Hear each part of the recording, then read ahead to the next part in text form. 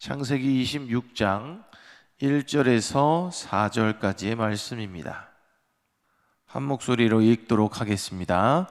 아브라함 때에 첫 흉년이 들었더니 그 땅에 또 흉년이 들매 이삭이 그랄로 가서 블레셋 왕 아비멜렉에게 이르렀더니 여호와께서 이삭에게 나타나 이르시되 애굽으로 내려가지 말고 내가 내게 지시하는 땅에 거주하라.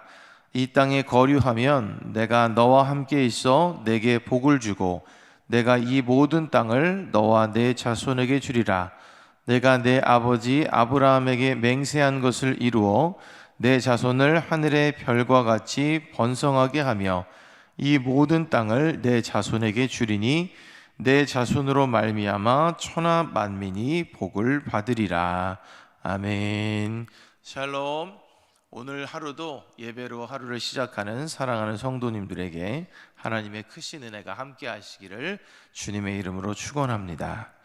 오늘 우리가 함께 읽은 성경의 내용은 아브라함의 약속을 이어갈 아들 이삭의 이야기를 우리가 함께 살펴보았습니다. 아브라함이 죽은 후에 이삭은 드디어 약속의 아들로서 홀로 서게 되었습니다. 그가 두 아들을 낳고 살아가던 중에 가나안 땅에 아브라함 때와 마찬가지로 흉년이 들게 됩니다. 그러자 이삭은 블레셋 땅에 그랄이라는 곳으로 갑니다.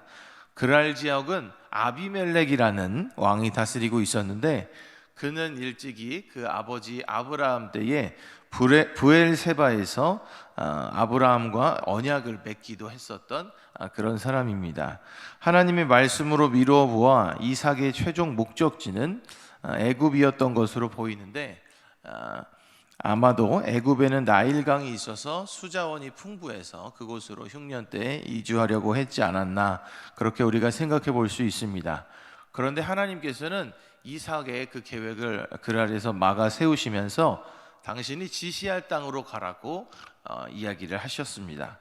그리고는 하나님께서 이삭에게 아브라함과 맺었던 그 언약을 기억하게 하시면서 아브라함에게 하셨던 그 맹세와 언약을 지키시기 위해서 이삭에게도 동일하게 복을 주시겠다고 이제 이야기를 하십니다. 하나님의 말씀을 들은 이 이삭은 하나님의 인도하심에 따라 움직여서 그러한 흉년의 상황에서도, 모두가 어려운 그 상황 속에서도 그 해에 농사하여 100배나 거두게 되고 하나님의 약속대로 복을 받아 창대하고 왕성하여 거부가 되는 그 은혜를 누리게 됩니다. 그에게는 가축도 많아졌고 종도 많아졌고 그렇게 부유해졌습니다. 그러자 그 땅에 함께 사는, 함께 농사를 짓고 함께 하는 그 삶을 살아가는 블레셋 사람들의 시기를 받게 되어 이삭과 그의 목자들이 팠던 우물을 또 막고 메우는 그런 일들이 계속해서 일어나게 되죠. 그런데 중요한 것은 이러한 방해와 어려움 속에서도 이삭은 계속해서 하나님께서 채워주시는 은혜와 복을 누리면서 살아갔다는 겁니다. 그럼 오늘 말씀을 통해 이삭은 왜 이렇게 모두가 안 되는 중에 잘 되고 모두가 겪는 고난과 어려움 속에서도 형통할 수 있었는지, 그는 어떻게 하나님의 복을 받을 수 있었던 것인지를 우리가 알 수 있는데요, 한 세 가지 정도로 생각해 볼 수가 있습니다. 그가 복을 받은 첫 번째 이유는 한번 띄워주시죠. 같이 읽어보겠습니다. 시작. 하나님께 순종하는 삶을 살았기 때문입니다.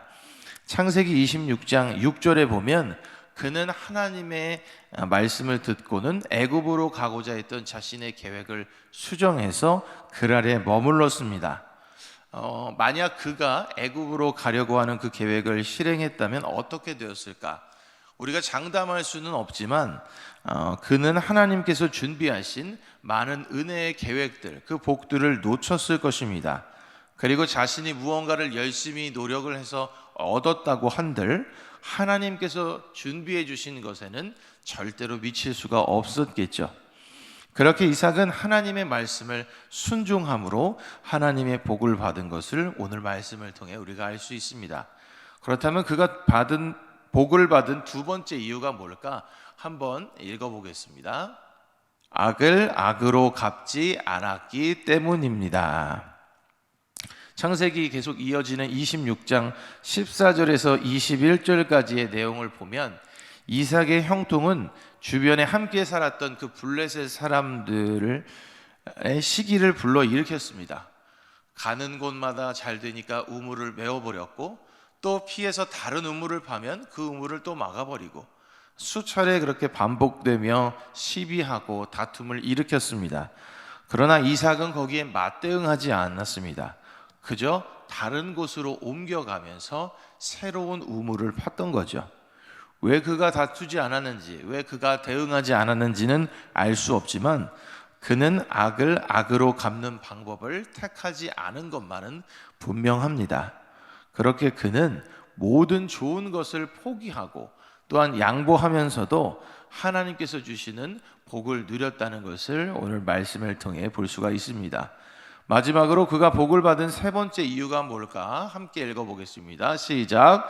아버지 때부터 이어지는 하나님의 약속이 있었기 때문입니다. 사실 그가 복을 받은 이유, 이게 가장 세 번째 것이 가장 중요합니다. 아브라함에게는 이삭보다 먼저 이스마엘이라는 아들이 있었지만 하나님께서는 분명히 말씀하셨습니다.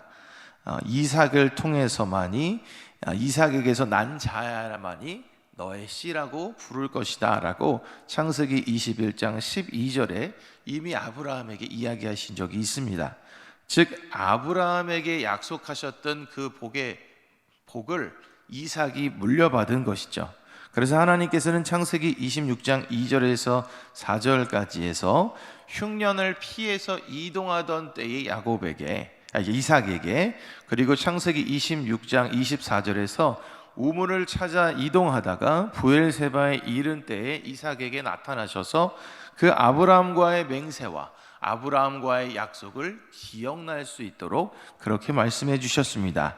그렇게 그는 아브라함으로 인해서 받게 되는 복의 유일한 상속자였죠.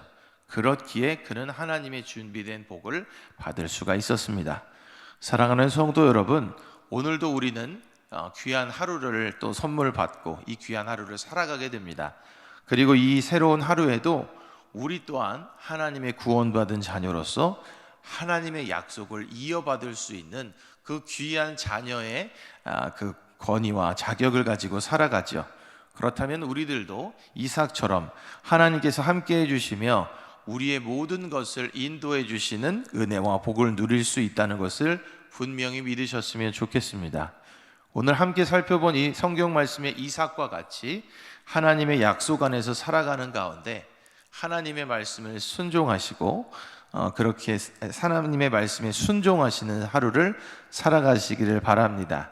또한 하나님을 따라 거룩하게 살아갈 때에 우리에게 안 좋게 악을 행하는 사람들에게도 악으로 악을 갚지 말고 오히려 그들을 사랑하고 양보하고 이해하는 넓은 마음으로 살아가시기를 바랍니다. 그러한 가운데 하나님께서 주시는 은혜와 복을 누리는 귀한 하루를 살아가시기를 주님의 이름으로 간절히 축원합니다. 기도하겠습니다. 사랑의 하나님, 감사합니다. 오늘도 귀한 하루를 살아가게 하시고 오늘도 주어진 하루 속에서 하나님의 뜻을 이루며 살아갈 수 있도록 인도하시니 감사합니다. 오늘 귀한 하루 속에서도 하나님의 뜻에 순종하게 하시고 우리를 좋지 않게 대하는 이들조차 사랑하고 이해할 수 있는 넓은 마음을 주시옵소서. 그리하여 하나님의 약속을 이어받은 구원받은 하나님의 자녀로서 아름답게 하루를 살아낼 수 있도록 인도하여 주옵소서. 예수님의 이름으로 기도합니다. 아멘.